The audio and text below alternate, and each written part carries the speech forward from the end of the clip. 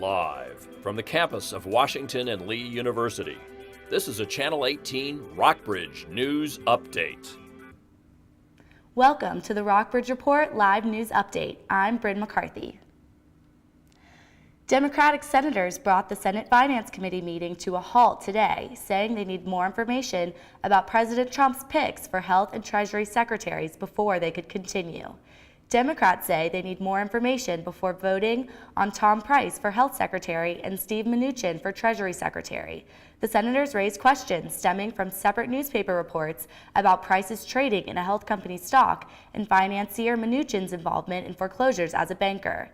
In Finance Committee Chairman Orrin Hatch's words, Democrats ought to stop posturing and acting like idiots. Hatch plans to reschedule the vote, but has not yet said when the next vote will begin. President Donald Trump will announce his Supreme Court nominee at 8 o'clock tonight. The leading candidates are Neil Gorsuch, Thomas Hardiman, and William Pryor. All the finalists are federal appeals court judges and were appointed to the appellate bench by President George W. Bush. All three were on Trump's initial list of 21 possible candidates released during his campaign. Each has met with Trump to discuss the vacancy that arose when Justice Antonin Scalia died nearly a year ago. The Boy Scouts of America announced Monday that its boys-only programs will allow transgender children. The announcement comes after an 8-year-old transgender boy was asked to leave his troop last fall. According to a statement released by the national organization, the change in policy was a result of a larger conversation about gender identity that is occurring around the country. The Boy Scouts said the policy will go into effect immediately. The LGBT community is relieved today after the White House announced President Trump plans to continue at least one of President Obama's executive orders. The administration announced that Trump will maintain a 2014 executive order protecting federal employees from LGBTQ discrimination. The 2014 order extends protections against discrimination based on sexual orientation and gender identity. Officials across the U.S. and the globe are voicing their reaction to President Trump's controversial travel ban. The White House says the policy change is a major success. Democrats and GOP leaders are vowing to fight back. Diane Gallagher reports from Washington. Someday we had to make the move, and we decided to make the move. That move created shockwaves around the world as the U.S. closed its doors to refugees and immigrants from 7 countries for at least 90 days.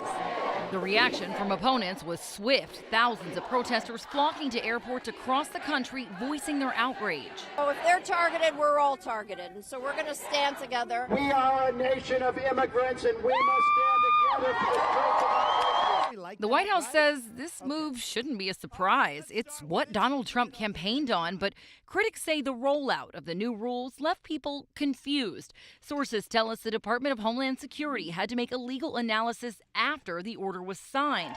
A federal judge issued an emergency stay for part of the order on Saturday night. You don't know when the next threat's coming.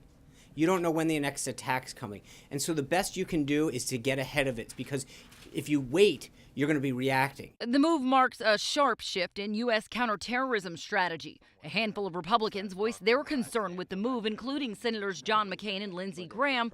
But the White House insists that the move is legal and warranted. This focus on securing our borders and our homeland was obviously a major part of what the president campaigned on. And now he's doing exactly what he told the American people he would do. Some leaders from European allies in Britain, Germany, and France voiced their criticisms of the ban. In Washington, Diane Gallagher. A Washington and Lee University nonprofit hit an unprecedented milestone over the weekend. The Campus Kitchen's 5th annual Super Bowl event raised just over $11,000 Sunday afternoon. That's an increase of over $3,500 from last year's event. Student Super Bowl coordinator Brooke Peachy noted that the success of this year's event was huge. The proceeds from the Super Bowl will give over 700 children food to take home with them over weekends.